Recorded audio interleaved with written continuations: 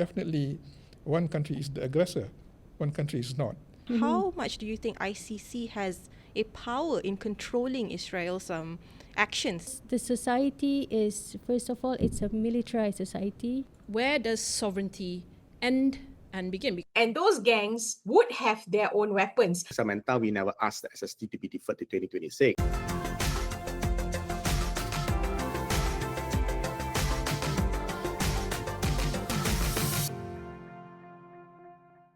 Hello everyone, welcome to Beyond the Headlines, the go-to space for the top stories that made the headlines and more. My name is Amalina Kamal. And I'm Hazwin Hassan. The Middle East is once again on the brink of calamity. Iran and Israel are locked in a cycle of direct military confrontation following unprecedented missile and drone exchanges.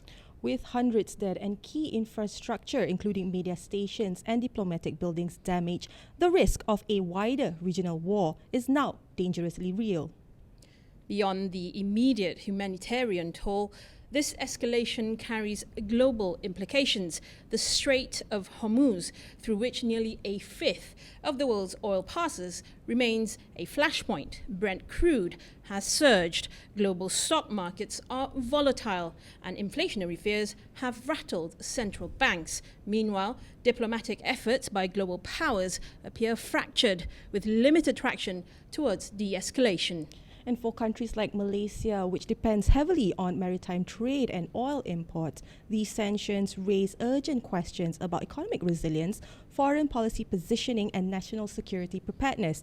Now, Plantation and Commodities Minister Datuk Sri Johari Abdul Ghani has even warned of an impending hike in export costs to the region. Now, as the escalating conflict in the Middle East disrupts shipping routes. Now, as a trade-dependent nation, Johari said Malaysia will inevitably be feeling the impact of any major geopolitical disruption. And so for this particular discussion, we have here on set our opinions editor, New Straits Times' very own Azman Hamid. Welcome, Azman, to Beyond the Headlines. Glad to have you back.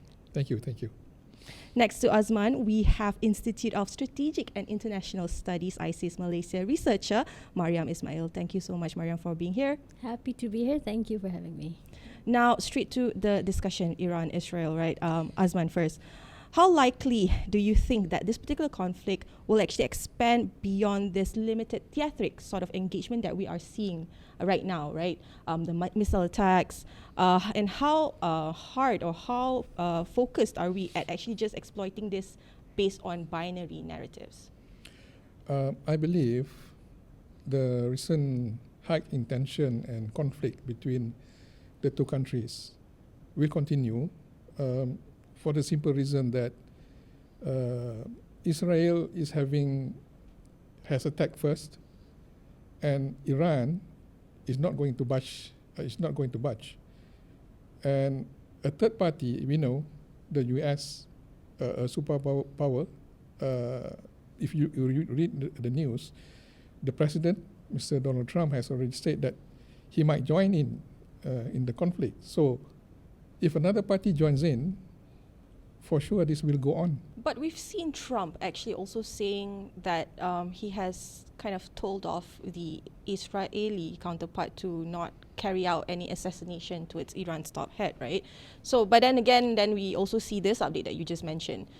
I'm just puzzled by what's happening right now. I think you're not the one who's puzzled. Many people are puzzled about it.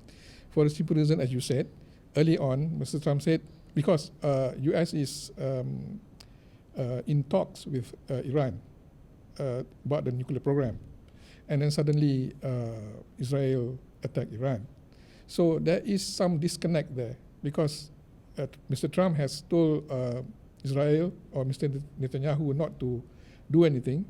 But the fact that Israel did attack Iran anyway means that it's not the US that holds some sort of leverage over Israel. And over the years, if you look at the history of US and Israeli relations, even in the Middle East, Israel is not the one who actually care to get permission from the US to do anything. You look at, Iran is the best place to go, because as we witnessed recently, the Netanyahu and his far-right government has decided to not follow the advice of Mr. Trump. I mean, as you mentioned, Netanyahu's administration, the Likud party, is especially what have been transpired the past 2 years, does focus on extreme sort of policies, right? But now I want to go to Mariam, right? Is there adequate nuance when it comes to public discourse, especially when we zero in on Israel, Iran? Are there bigger considerations that we have to look into when looking at this current predicament?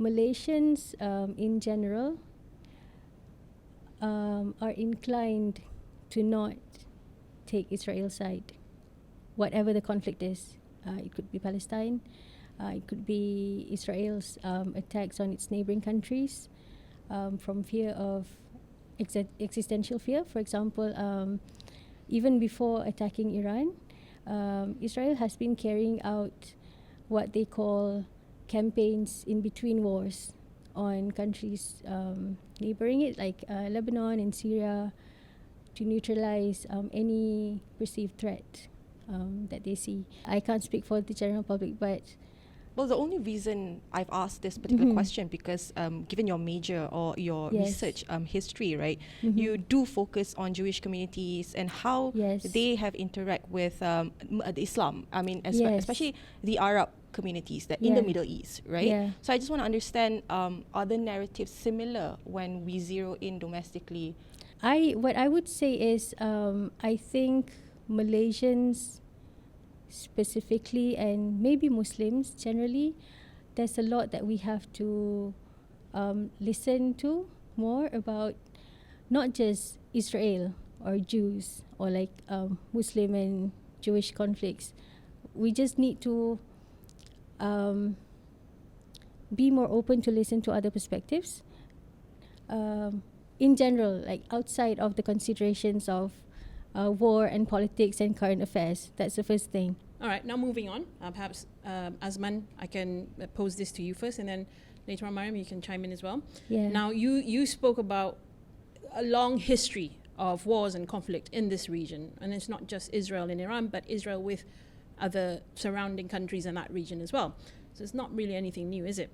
But now, if I can backtrack to about 2 years ago, this conflict is considered an escalation from the October 7 attacks in 2023, during which Iran challenged Israel's legitimacy and called for its destruction. And I remember clearly many times chanting, that they would wipe out Israel from off the face of the earth.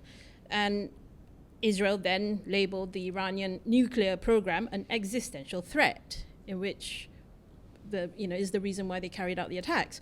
So in the eyes of international law, where does sovereignty end and begin? Because in this case, you kind of have a provocateur, and you have the other entity here.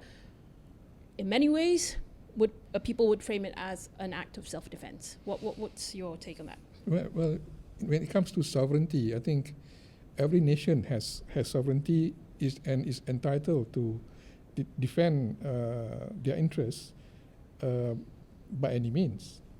But here, in this case, let's get one thing straight. One country has nuclear missiles or nuclear weapons. One country doesn't. So you know who has, who hasn't. Yep. So the one that has nuclear weapons is attacking the one that does not possess nuclear weapons. So I don't see where or how complicated this can be, because definitely one country is the aggressor, one country is not. And furthermore, as I've mentioned just some moments ago, the country that doesn't possess nuclear weapons is actually in talks about that program with another party. Yep. And the fact that this attack happened during that talks means that it is their sovereignty that's been violated. And if you remember, the leaders of that country, Israel in this case, has been accused of genocide in the ICC court. And the facts are quite quite obvious in the sense that in public perception, now we have so many sources of channels to go and see and determine for ourselves who's doing what Right. and who's right or wrong. I think it's very easy. And in this case, I don't think I have to mention that Israel is the one that should be answering to the world why they are doing this. And a lot of people kept on asking, like, is Iran actually going to kind of, or being very close to build like a nuclear bomb, as Trump might claim? But the bigger question here is actually whether or not, like, the world is at risk to experience a nuclear radiation sort of crisis, right, because of this attacks that's been happening.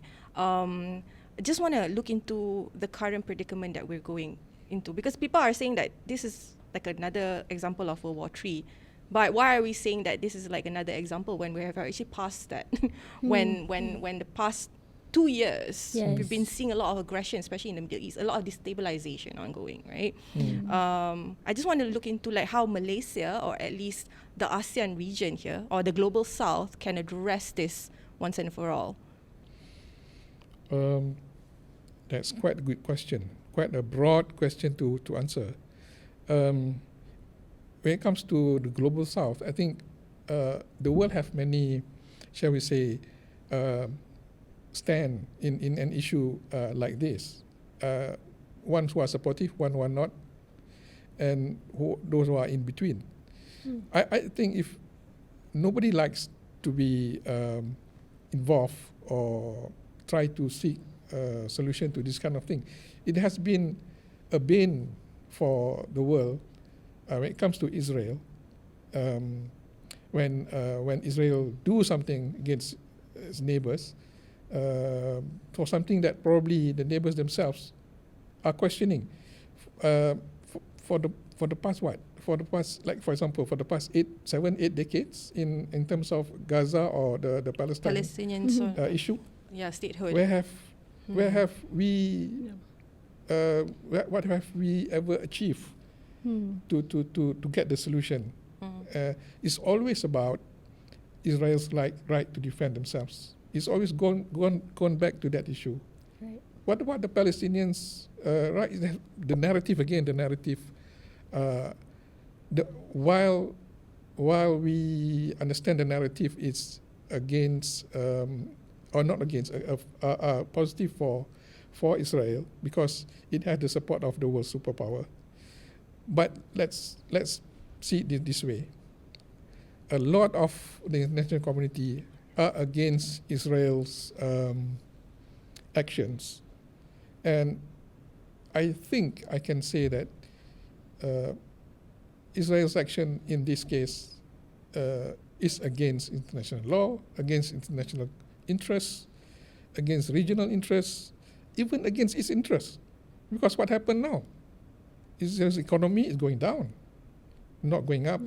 And it has affected the whole world. You mentioned about maritime, economy, trade. So I think it answers itself, you know. Now, perhaps I can maybe narrow that question down for you, down to just Malaysia. Okay. Because we clearly have foreign relations with that region, not necessarily both the countries at this time in particular, but in our own foreign policy interests, what sort of stance do we have to take, towards this conflict? Okay. Malaysia, we don't have relations with Israel. Yeah, no. Diplomatic relations. By economic proxy, probably. But the region is important to us, though. Yes. Yeah. But in terms of trade, indirectly, maybe. But it will take, I don't think it will take that much to get the solution, because the Arab countries, not in terms of Malaysia, even the Arab countries, they have already said a few times, if Israel ends the occupation of Palestine, we will have normal relations with Israel. So the way to a solution is there, but Israel is not taking it, and it's not being encouraged by its partners. And so there we go. We are not going to get anyway out of this conflict, the current one, unless the one superpower that can decide things say enough. And How- complete section. How sanctions, far can sorry. yeah exactly, and how far can sanctions solve this? Because we've seen it with the Gaza war, hasn't really done much. How far can we go with sanctions and still be able to maintain good relations with the third party involved here, clearly the US? The superpower. Sanctions against is a form of penalty to make someone acquiesce to your wish. But when it comes to, it depends on the interest of that certain entity. If you're talking about sanctioning Israel, it will not work simply because the West is supporting the country. The West has all the tools, has all the systems and mechanisms to do that, but they are not doing that. We have read about countries like Germany, even US, of supplying weapons, continue to supplying weapons to Israel. But I will say that the boycott act, the move to boycott things, to a certain extent has awakened the West that things can be done. That things can be done to pressure the West when it comes to Israel to do the right thing. That's the thing that should be continued. Right. Mariam, I just want to go to you now. What are some of the outlook or considerations that ISIS have, especially when we're looking into this particular Iran-Israel conflict right now? Having to kind of impose certain risks and mitigation, especially with the heightened escalation, there seems to be no stop or no exact solution, right? Yes. Yeah, so again, this boils down to what kind of leverage we have. In the first place, we have relations with Iran, quite cordial relations. We don't have relations with Israel. I would say the countries that have the most clout when it comes to this region, it has to be the GCC countries and then the US. But from the point of view of ISIS Malaysia as a track 2 outfit, first of all, when as a Malaysian track 2 diplomacy outfit, when we don't have a relationship with Israel in this case, that already limits what we can do in terms of mediating or offering to help something. We can talk to Iran, for example, like we know this is not even track 2 diplomacy. We know that the foreign minister said that he will talk to his Iranian counterpart and persuade him not to close down the Hormuz Strait, whatever happens. So we have that channel when we already have a relationship in place. But when we don't, it's a bit more tricky. We have to go around and talk to other people who talk to these countries. And at the same time, we have to maintain our interests. We have economic interests that we have to protect, which is a reality. No matter how much, like, how purist you want to be, when you say like, oh, this country is not acting correctly, like this is bad conduct for a nation, this goes against international relations. But realistically, that's not how international relations work. We have to talk to people we disagree with, even if they go against international law. Again, when it comes to Israel and Iran specifically, honestly, we are really quite limited. Maybe as ASEAN chair, we can urge our ASEAN brothers to talk about this. Even then, we can see that each ASEAN country may have different stances on Israel and on Iran, but that doesn't mean that the ones who oppose or support any party cannot talk about it. Can I ask, perhaps the Jewish part of things. Do you sense any changes in terms of the Jews themselves when it comes to Israel in this issue? I would say for Israeli Jews, honestly, just let's not hope, because the society is, first of all, it's a militarized society. They are very invested in the wars. They are also Indoctrinated to the point whereby it's hard to yes, but rationalize? it's also, I would call it willful ignorance, because it's not like they cannot access news, and these things happen just next door to them, and their relatives are the ones participating in these campaigns. It's impossible for them not to know. So in the case of Israel, it's very hard. People have said that the left in Israel is basically gone. They have no clout. They cannot influence society. They are persecuted in many ways. It's very hard for them to have an effective voice in any Right. way. But the Yeah. I mean, the hope is The diaspora. Yeah, the hope is in the diaspora outside of Yeah. Israel, right? Macam Yeah, we yeah, can yeah. see a lot of movements being conducted, especially in the States.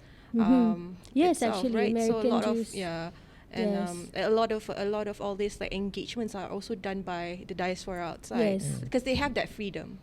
They have that Yes. freedom to speak and to push for Palestinian rights, or at least the right to not look at yourself as the chosen ones in that sense. I absolutely agree with you that when we take a side, we limit ourselves in how we can intervene in this way Yes.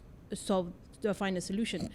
So do you think then it's rather useless for us to go via IGOs?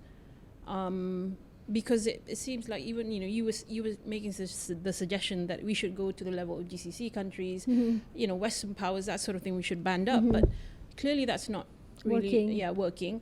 How are we even going to expect a smaller bloc like ASEAN to even have a chance of making any difference here? Yeah, that's a hard truth. We practically do not have that kind of influence on decisions that are being made on the ground, militarily, politically. We hear every day on the news, like once or twice a day, developments. Trump is saying that, for example, like last night you would hear like, oh, they have already these plans, but they're just waiting for the top decision from Trump or something. We see these things happening live, and there's nothing we can do. That's the truth. Yeah, realistically, even with the recent peaceful march, global march in Egypt, they were all forced to go back. Is it because we fear pushback when we don't necessarily echo the same narrative? And I'm talking obviously against Israel here. So Yeah. I think the pushback is already there because, first of all, Malaysia has always been known as vocally anti-Israel, anti-Zionist, right? So I think the establishment institutions in Malaysia are kind of used to having to, in some cases, balance a bit when you have to slow down your rhetoric. But people know in general that Malaysia is against the Zionist occupation. So I don't think it's so much that pushback, even economic. I see that the strategy is that we compartmentalize. If it's like, for example, if it's a trade tariff thing, you compartmentalize and then you negotiate on that track. You don't mix it with. But I do want to note, and our Prime Minister has time and time again also expressed this, we are for a two-state solution, and that has always been the narrative, or at least the engagement, at least on the Palestinian Authority side, to resolve this. But the breach has always been done time and time again from the Israeli counterpart as well. So nothing is being addressed in terms of the territorial sort of expansion, statehood, even rights of Palestinians being Palestinians. if they Yes. are acclimatized into Yeah. Israeli sort of nationality or Mhm. identity, then they're okay. So, it's a bit Yeah. of a sticky Yeah. situation It, there, it right? looks like a dead end everywhere you go because ultimately things happen. Things are decided by who is more powerful. Like that's just what happens, and Israel will just unilaterally do things. For example, the territory, like you say, we have a green line in 1967, and then they just keep building settlements. Just do it. Just like they will just do it. And the issue, of course, is with the implementation of international law and like how much the rest of the world is trying to bring them to justice. Just curious, Mhm. with the current case that's against Israel for committing genocide, right? Yes. And now with its war against Iran, Mhm. how much do you think ICC has a power in controlling Israel's actions here to finally put them accountable Mhm. for their crimes? I don't think it doesn't seem to be effective,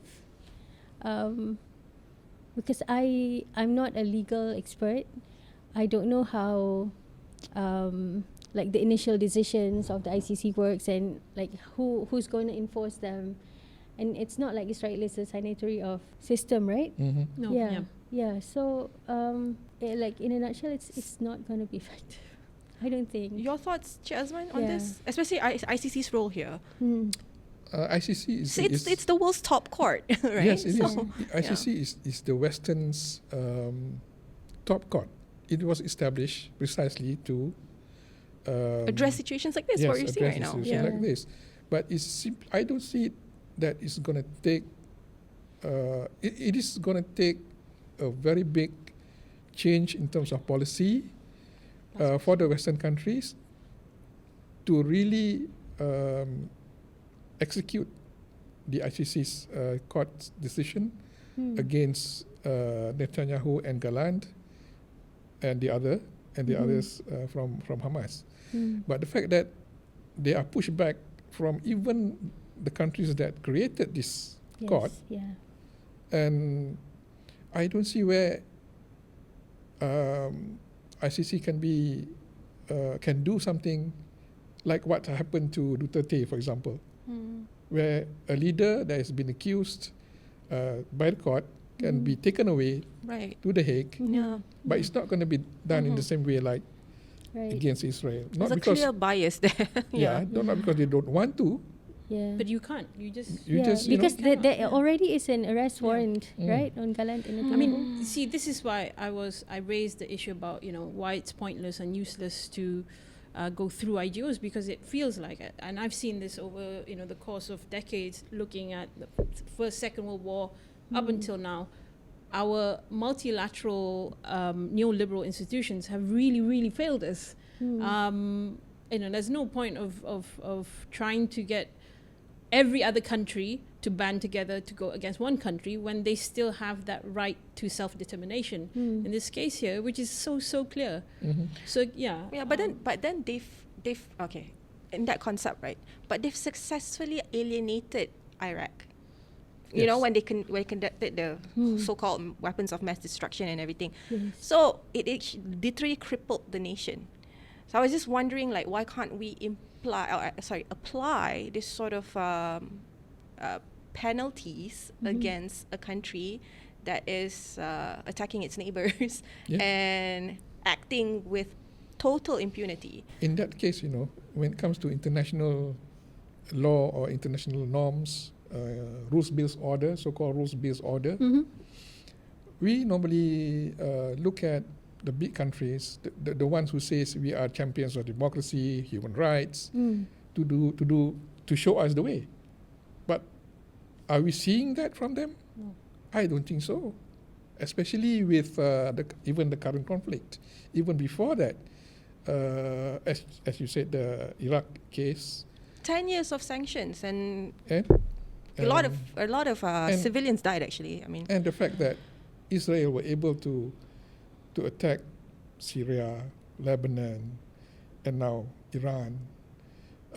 How do you have confidence to say that it's an international rule-based order. It is international rules disorder.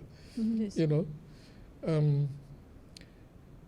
I'm still hoping though that sanity will prevail. But in the current Israel and Iran case, it will take a lot of things to happen before this normalcy can be returned to before. Yeah. We have basically we have to wrap up. But I just do have one question for the both of you. We go with Mariam first, then we go back to Azman. Okay, when we zero in, or let's look at the Iran and Israel sort of tension right now, what sort of mechanism that exists within Malaysia's national security framework that can, help us mitigate shockwaves like this if it's prolonged? I don't know all the mechanisms that would be considered by, for example, the National Security Council. But we can assume that the most obvious things that will be affected are like oil prices. But even then, it can be argued that Malaysia's trade with Middle Eastern economies is quite limited. It's not negligible, but even if the conflict was prolonged and maritime trade routes are compromised, it's not just Malaysia, obviously. Everyone in this region will have to think about food security, for example, because we import so much. On those two, food security, oil Yes. prices, as well as maybe to some extent digital sort of mechanics. So some commodities, right? Yeah, correct. I feel to extend to elaborate on that aspect.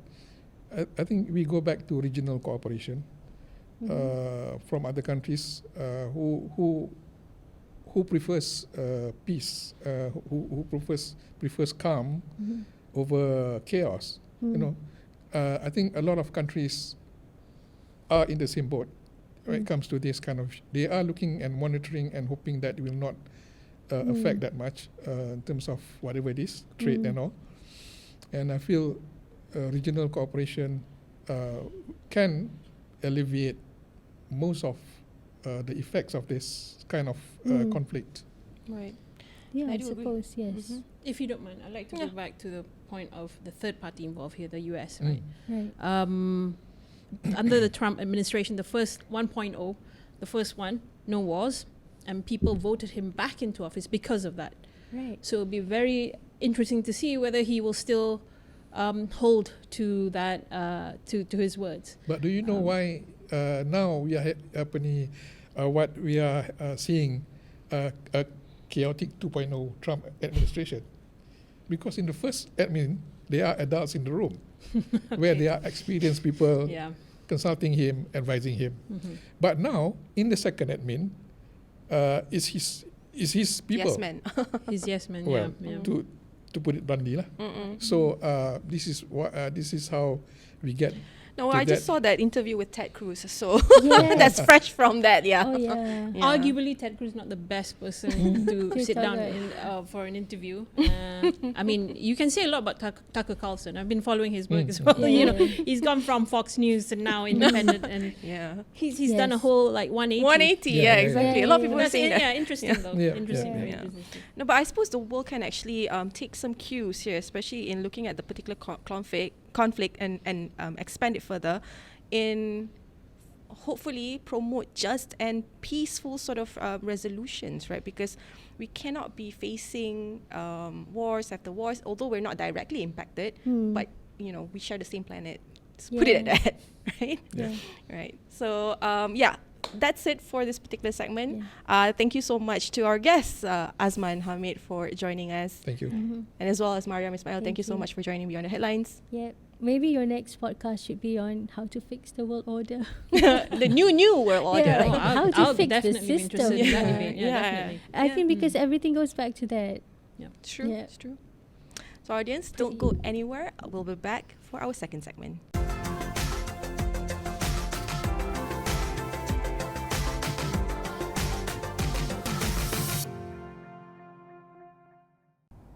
Welcome back. Two fatal shootings happened in Kuala Lumpur within just 4 days, one at a restaurant in Brickfields, the other outside a shopping mall in Cheras.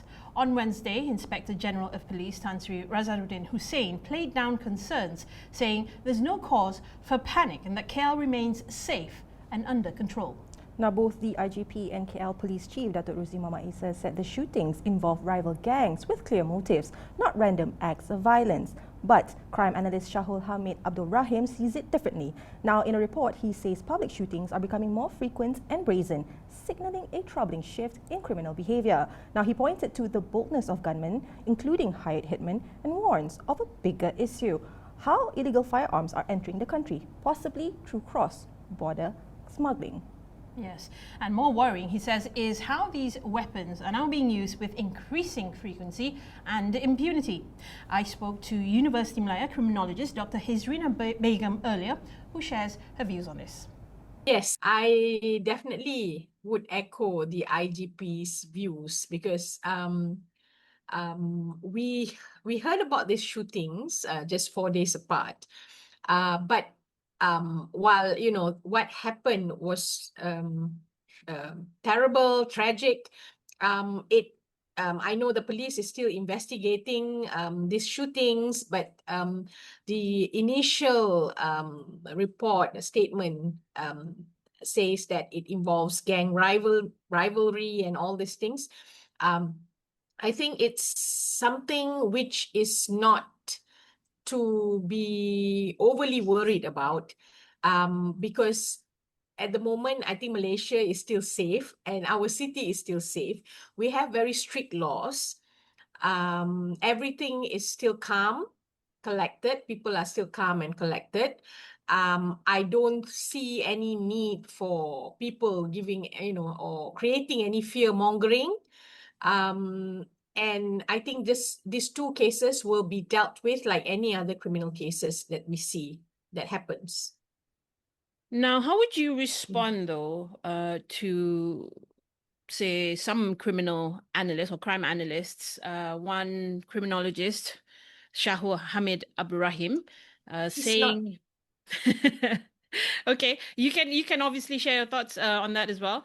But okay, so let's put it this way: we have a criminal analyst saying that this is actually it raises the alarm, these two incidents, and that it is a warning of the apparent rise of brazen gun violence and a troubling shift in criminal behavior. And one concern in particular that he voiced was that these guns, these unlicensed guns, he said, are becoming more accessible to criminals, apparently through smuggling, because obviously it's very hard to get, to get licensing is really hard here in Malaysia, and we don't normally buy guns here, right? So how would you respond to these concerns that he raised?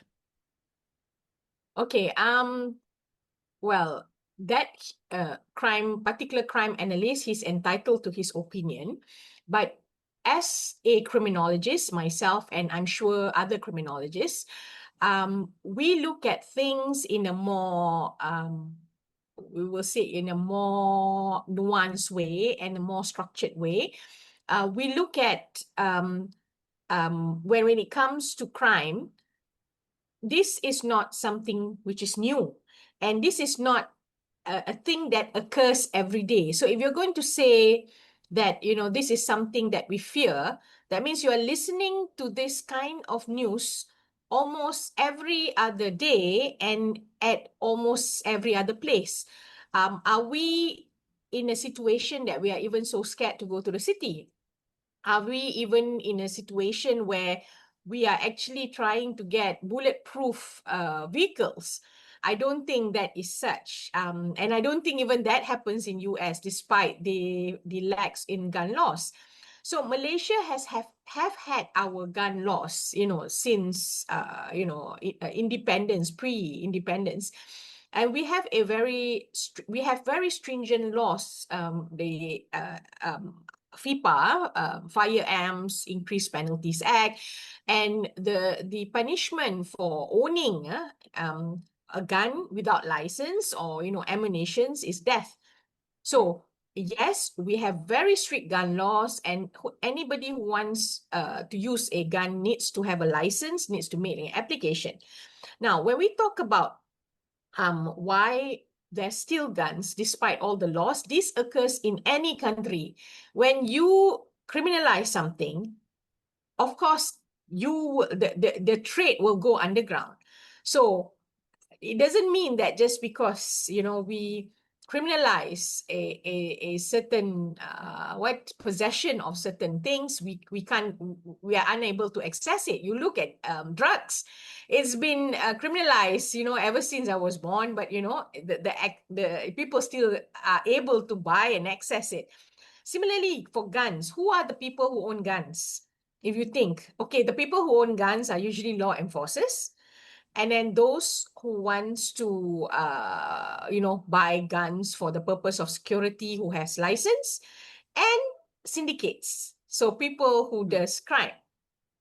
So where do they get the guns? You know, there are ways where you get it from the black market, or you get it from across borders through smuggled means. So this is not something new, what I'm saying. This has been happening since, you know, before we were born. The only thing is that whether the crime that we see is something which is common.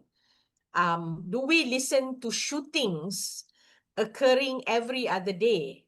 I don't think so. We hear about, of course, we hear about murder, tragic death and everything, but not with the use of a gun. Yeah. Also, I think gunning down a person is not really a culture in a Malaysian society. Right. I'm not saying that we're the most peaceful country in the world, but I mean, we are relatively safe. We can walk in the streets feeling safe. So, yeah, I think while we should be careful, mindful of, you know, crime that's happening, but we're still relatively safe. Yeah. And there need to be some trust, give some trust to what the police says. Right. I understand where you're coming from. I mean, of course, you know, as the police, as people who protect the order of the society, they don't want to add to the fear mongering. But perhaps now, I'm just trying to put myself in the shoes of the criminal analyst, crime analyst who said that, and perhaps members of the public who might share the same concerns, is that these shootings didn't happen in isolation. They happened at very public spaces, at the mall, just outside the mall. Then the earlier one in Brickfields, just outside a restaurant, or in the restaurant, I think. So this is an issue. This is a big safety issue. The bullets could have hit anyone if anyone happened to, you know, cross. So what do you think about that? Okay, if we look and think about the dynamics of a crime itself, the motive of a crime is to hurt and harm people. I don't think the person who intends to shoot someone would even think of what if I hurt someone else, if it is a targeted killing. This one looks very clearly it looks very clearly like a targeted killing kind of scene. Okay, so and when we talk about targeted killing, it doesn't mean that targeted killing has to be done in an isolated place. Targeted killing always occurs in a place where we least expect. And if you see the pattern in targeted killing, sometimes a person will be in a car in a traffic light and that person gets shot. We've got cases like that. Yes. So in this case, it's in a shopping mall, it's in a restaurant. So who would, you know, guess that somebody is going to shoot me while I'm having a meal, and that the propensity or the likelihood of people harming me in public is minimum. But that does happen because this is an intentional killing. You can see it very clearly. It's intentional killing. It's targeted killing. So when it's intentional killing and targeted killing, means it can occur anywhere. And I don't think the perpetrator would then think that, what if my bullet hits somebody else, because that perpetrator would already have a target. So whatever comes in between becomes something accidental. I mean, if I'm talking from the mind of a perpetrator. So whoever comes nearby, or if my bullet strays, that's unfortunate. But, this is my intended purpose, motive. I'm supposed to shoot this person and, I'm going to carry it out by all means. So we have to basically think from that mindset of the perpetrator, rather than, of course, if you think of what you put yourself in public shoes, like, oh, this won't happen. Yes, of course. But when you put yourself in the shoes of the perpetrator, of a person who intend to kill someone, targeted killing, so, it will, there's something else there. Okay. I mean, that would be very unfortunate, though, if you were to be, at the wrong, you happen to be at the wrong place, at the wrong time, and you become collateral damage. So I guess from what you're saying, the real issue here is to stem the smuggling of guns here, because obviously there's only one way, or the obvious way these syndicates, these criminals are getting hold of these guns is through the black market. Yep. So what is your message out there to enforcement to make sure this comes to a stop? Okay, I think that maybe with these two cases, perhaps they can set up a task force. Maybe they already did.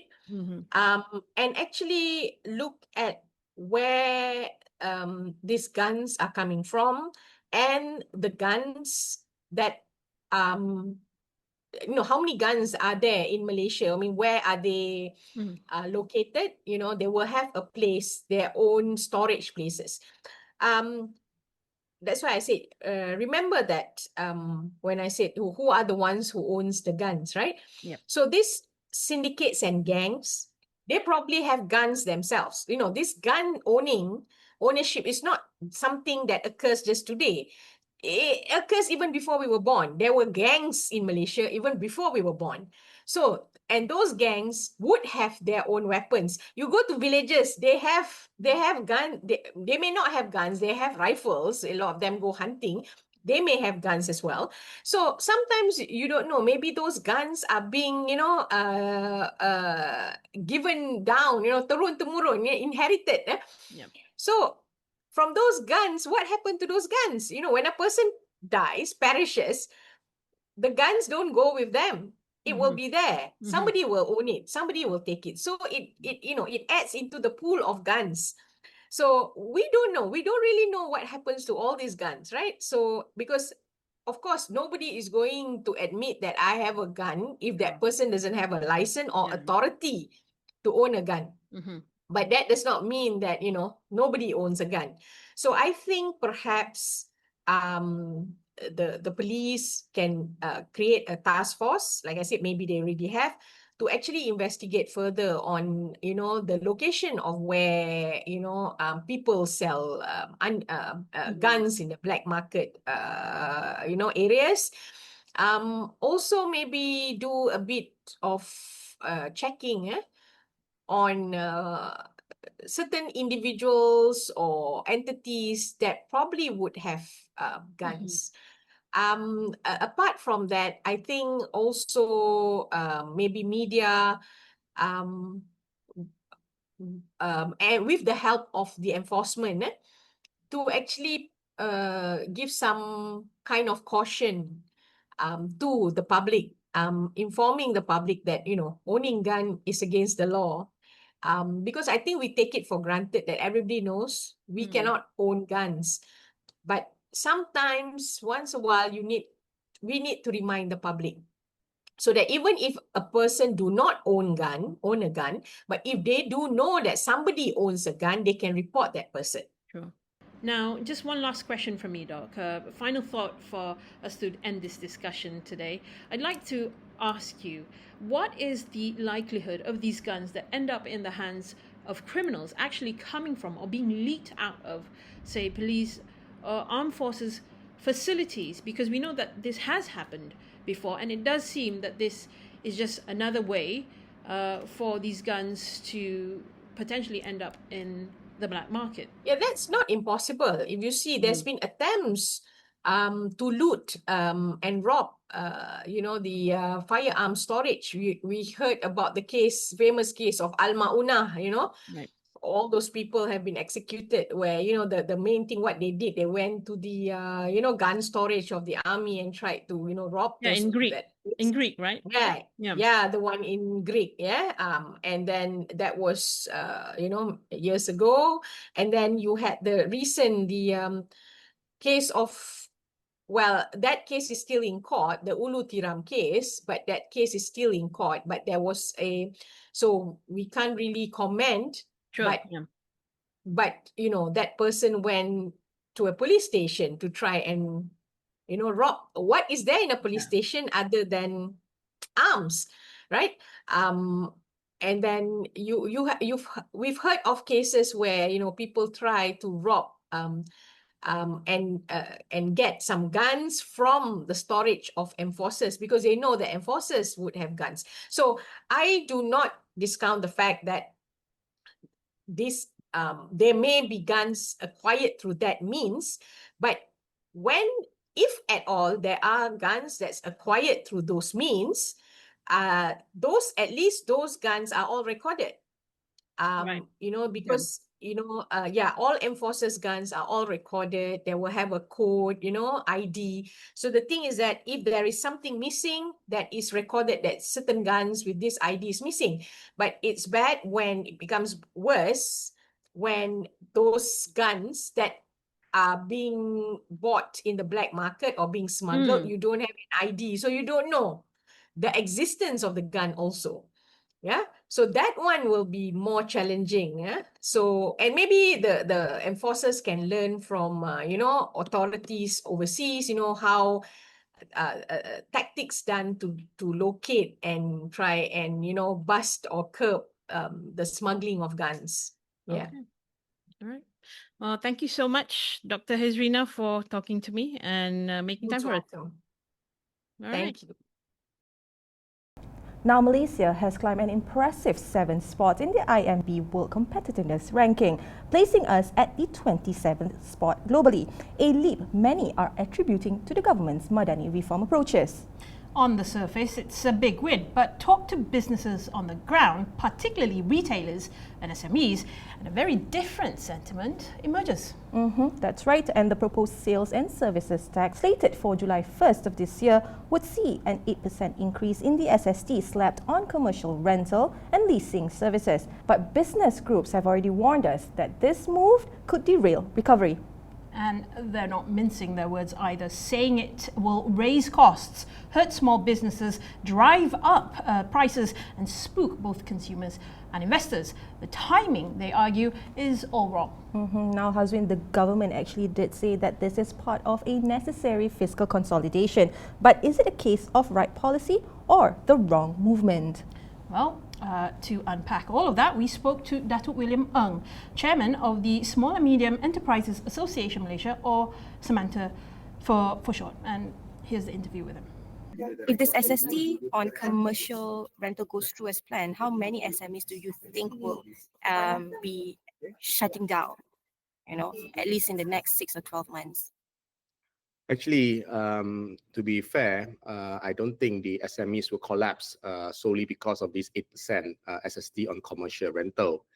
But the major problem, or rather the main problem, is that this tax, additional 8% on rental, comes on top of a build-up of costs over the past few years.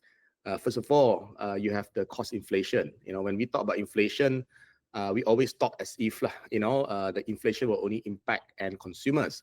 But in reality, SMEs are also highly susceptible to increment in cost of goods. So they also have to buy these raw materials for their own use. Since 2020, after the pandemic, we see the consumer prices have gone up by 9.8%. Food costs even higher at about 18% over the past 5 years. Now, you see, given that end consumers are already pressured by this cost of living situation that we are aware of, most SMEs, find it very difficult to pass all these increasing costs directly to the consumers in terms of increasing the price. So what happened is that we now have most SMEs absorbing the bulk of these costs resulting in what we say a severe margin compression as a result. So if in the past, that packet of nasi lemak may, an SME may earn 2 ringgit, for example, now, they barely make 50 cents because they are not able to raise the price, and the cost of everything else that go into the nasi lemak has gone up tremendously over the past few years. So that's number one. Secondly, with regards to why the SMEs are pushing back against something, we see as small as 8% increment rental, is that, you have the government over the past 2 years imposing such a wide spectrum of, I would say, increased regulatory burden and also costs to the SMEs. You have the minimum wage increment, of course, from 1,005 to 1,007. And then you have government agencies, local authorities, PBT, increasing their fees between 15 and in one case 200% over the past two years, 200% increment in fees. And then now you're mandating companies to pay stamp duty for every employment letter that you issue, on top of all the other costs that you already have. And then increase the number of paternity leave, maternity leave, you limit the number of hours per week, from 48 hours now to 45 hours. All this increases costs. And then you also have the Akta 446 on minimum housing, again, implemented in the past 2 years. The Section 17A of SPRM Act, the revised Occupational Safety and Health Act, which mandates now, factories and companies to have a safety officer. And then you have the PDPA Act that just came into force, which mandates a data protection officer for some SMEs. And then you have the invoicing be implemented, and although, because we objected to it, some leeway was given again.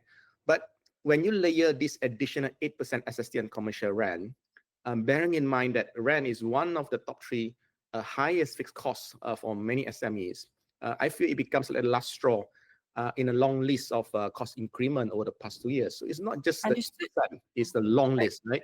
Yes. Yeah, but just now you just detailed out all the little, I suppose, elements that added to the rising costs for SMEs to think about, right? But as you mentioned, the commercial rates here is a big sort of pain, especially for SMEs.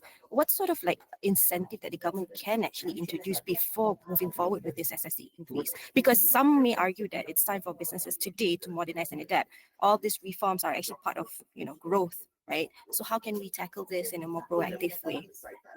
Thanks for the the perspective. First of all, I think SMEs in general, even at Samantha, our members, I don't think anyone is resisting tax reform. I think everybody understands that there needs to be a broader tax base in the country. More people need to pay tax. SMEs may have to pay a bit more tax to support our growth as a country. I think we all understand that. But what we're asking for is proportionality and also fairness. If you look at it, Malaysia SME, we operate in a fragmented and very high price-sensitive environment. So unlike larger company, we can absorb sudden cost increases, or as I've said earlier, pass them down to consumers easily. So yes, there are structural issues, but tax reform, in my mind, must be sequenced or phased in tandem with support measures. For example, digitalization grant, and when you see the SME adopting more digitalization, then you can perhaps increase the tax a little bit more. You consider rental rebates, or you cap the increment of rent by commercial landlords by a certain percentage, for example, or you provide improved market access. Our export is growing for the SMEs and so on. And at that point, you can then look at whether it's possible to charge a bit more. So I think we can all agree we need to broaden our tax base, but we must have the patience to do this in phases. For example, if we look at the e-invoicing regime, so that would close, I think, most of the tax loophole and force company, not just SME, but also larger companies, to comply with tax more diligently. So we should have allowed that to run its course before we react and say, okay, let's charge and broaden the SST. So again, we're not pushing back for the sake of pushing back. We want the government to do so in a paced manner, proportionally, and kalau boleh, provide support so that our SMEs don't collapse as a result of this sudden influx of tax amendments, in a sense. So in simple terms, I suppose you're saying that there's very, low when it comes to the, step-by-step sort of viability here. Meaning there was a implementation, and then now, I suppose invoicing is one thing, right? But you've not been hearing any updates from that, and then now you've got to come up with the SST. So there's no sort of engagement there. That's what you're trying to say. I'm not saying there's no engagement. To be fair to this government, their extensive engagement with the industry, including with Samantha and the SME. So they do ask, what is our feedback, what is our challenges, and so on.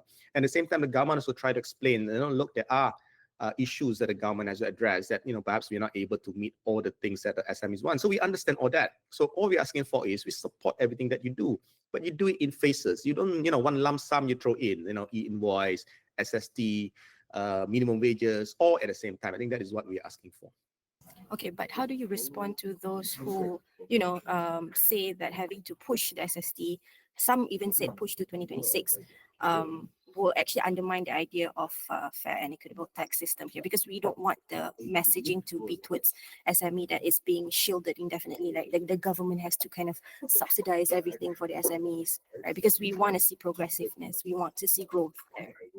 I think that's a fair statement, made by some of these people out there. And to be exact, I think, Samantha, we never asked the SST to be deferred to 2026. As we have said, we are all for SST to be expanded, so we have a broader tax base.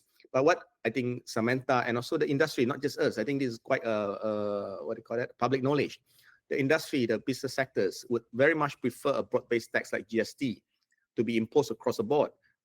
So we can, of course, the argument, if you do GST, we may unfairly penalize the lower income people and so on. So we can always zero rate those essential goods like what we did in the past. So in the past, sugar, egg, chicken, you name it, they are zero rated. So in a way, in many ways, it resembles what we're trying to do with SST. But the GST, it covers a much broader base. It covers almost everybody, right? And most products. So currently with the broadened SST, you're covering about the same, right? So I don't see why we should not just reintroduce GST. So that's number one. And secondly, of course, I never liked the idea of segregating Malaysians with labels like T20, M40, B40, and so on. I think that's a terrible way of defining our income level. And we must recognize that a very small number of Malaysians are actually paying income tax. So if you really want to target the richest Malaysian, we should be imposing a wealth tax on the ultra wealthy. Where we don't see that happening. We should consider imposing an inheritance tax, on those who, billionaires who pass away with billions of assets to be distributed. So you just impose 5%. Nobody's going to comment on that, because you still have got billions left. I think this right. So yes. I suppose it's high time for us to bring back the discussion on this high value tax sort of discussion here, right? Because we've not been hearing that too on that aspect. Okay. Sorry, you continue. Yeah. So what we are saying is that if you are to use some of these measures to tax or target the wealthiest Malaysian, who are most capable of contributing more without affecting employment and daily economic activity. Because if you look at wealth tax and inheritance tax, some of these wealth are not generated by the people who has them. So that's why we say, you don't go and tax SME who are already recovering from pandemic era losses, and then you have this minimum wage, utility increases, and then of course this SST. So again, it is not about trying to avoid our responsibility as business people, whether we're SMEs ke tidak, but there must be fairness, there must be justice in how we impose our tax reform, and not simply targeting these SMEs who are actually the one powering the economy. So if we tax them to the extent where they fail to grow, and they say, look, it's just too taxing, we're not going to grow, you're gonna impact revenue collection in the coming years as well. So why kill the goose that laid a golden egg? That's what we're trying to say. Okay. One last question, Dato'.